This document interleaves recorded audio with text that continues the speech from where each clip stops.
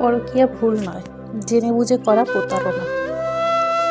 বেশিরভাগ বিবাহিত সম্পর্ক, সাজানো সংসার নষ্ট হয়ে যায় পরকীয়া নামক ব্যাধির কারণে। এটা কোনো ভুলের নাম না, এটা জেনে বুঝে করা প্রতারণা, যে প্রতারণা অজুহাতের চাদরে মোড়ানো থাকে। শুধুমাত্র প্রত্যক্ষভাবে সম্পর্কে জড়ালেই তাকে পরকীয়া বলে না।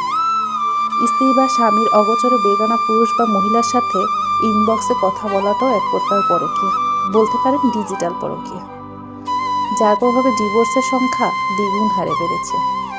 অজুহাত: আমার স্ত্রী সুন্দর না, ওর প্রতি আমার টান রুচি কাজ করে না, পরিবার থেকে বিয়ে দিয়েছে জোর করে, আমার স্ত্রী আমাকে বোঝে না, ওর সাথে আমার যায় না, মানসিক যন্ত্রণা দেয়, আমার স্ত্রী স্মার্ট নয়, সেজেগুজে থাকে না, অথবা স্ত্রীকে মিথ্যা অপবাদ দেওয়া।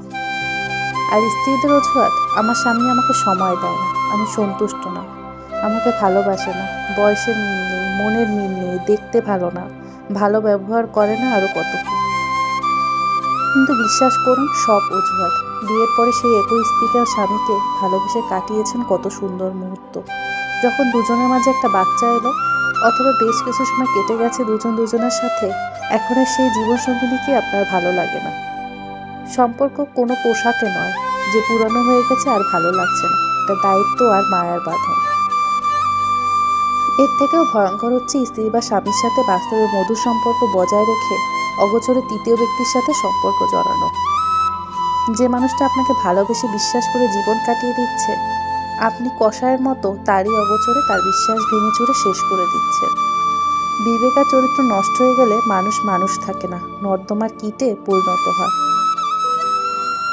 পরকীয়া কখনো ভুল করে হয় না, এটা জেনে বুঝে মানুষ ইচ্ছে করেই করে। এটা একটা নোংরা চরিত্র আর ব্যক্তিত্বের প্রতিচ্ছবি। মানুষ যদি নিজে না চায়, তার জীবনে কেউ আসতে পারে না।